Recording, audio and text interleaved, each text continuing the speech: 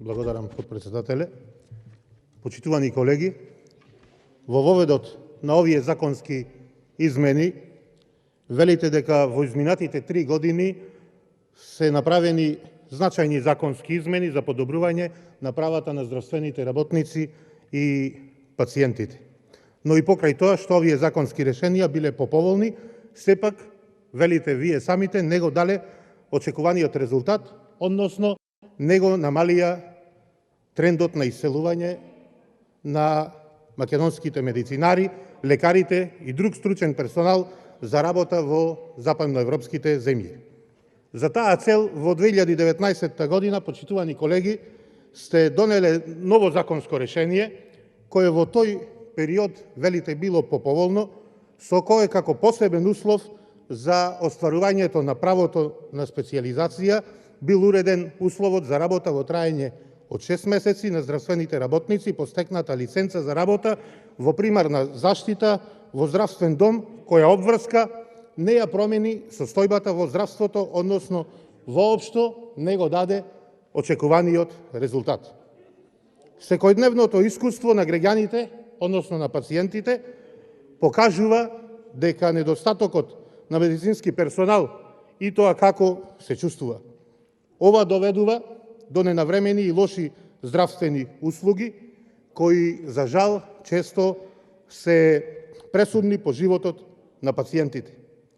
Дека ова законско решение, почитувани колеги, не даде резултати, ни потврдува и податокот од Лекарската комора, која е надлежна да издава потврди за стручност со кои лекарите можат да работат во странство. Оттаму податокот е фрапантен, застрашувачки.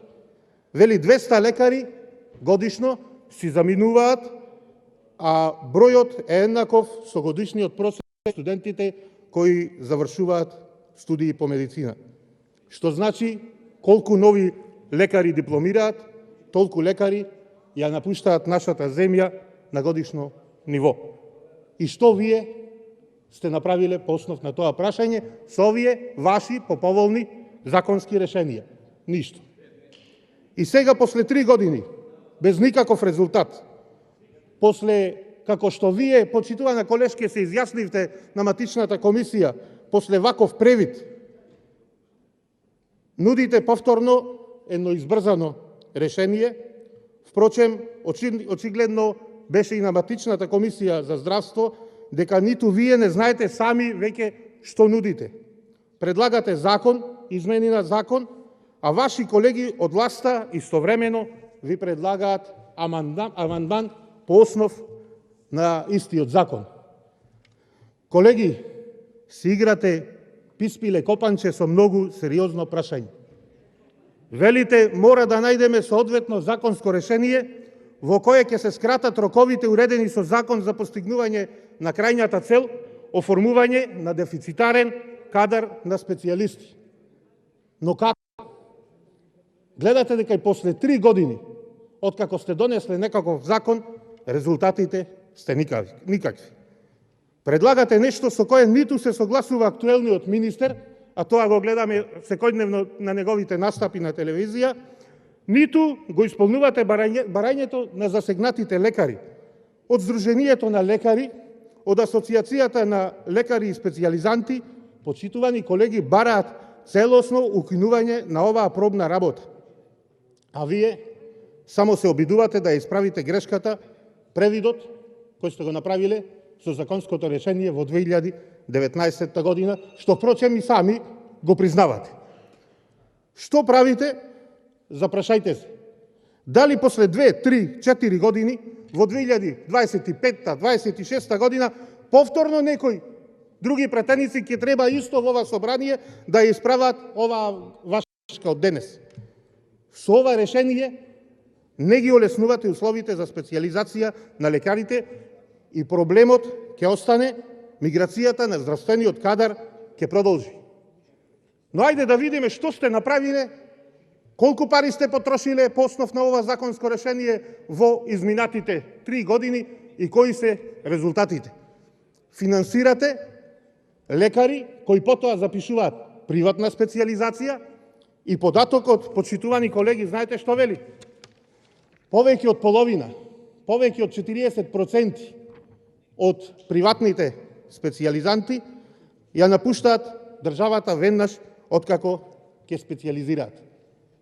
И кого сега ние тоа го финансираме и на кого му продуцираме кадар. А за сметка на овие привилегирани, сигурно по партиски клуч одбрани кадри, чекаат на ред многу вработени во јавните здравствени установи, по итна помош, по здравствените домови, кои молат за специјализација. Молат. Одговорот на директорите, на министерот, знаете што е? Нема средства. Нема средства во оваа држава за се, има средства за се, но нема за лекарите, нема за медицинскиот кадар, затоа се иселува и затоа ќе продолжи да се иселува и во следниот период. Затоа јас мислам дека многу подобро овие средства требало да се потрошат за специјализација на кадрите кои ќе останат во јавното здравство, за после да му помагаат на јонака осиромашените граѓани кои, почитувани колеги, ги дерат во приватните здравствени установи. Ги дерат. Знаете што се случуваше со короната и по колку пари плаќаа авансно за да бидат примени во приватните болници. И сето ова, наместо да го примите искуството од земјите каде што медицинскиот кадар ни се иселува, например, согледаме на Словенија, која и територијално, и со број на жители, и поставеноста на здравствениот систем е иста, не излекувате никакви заклучоци, вие терате реформи, знаете какви?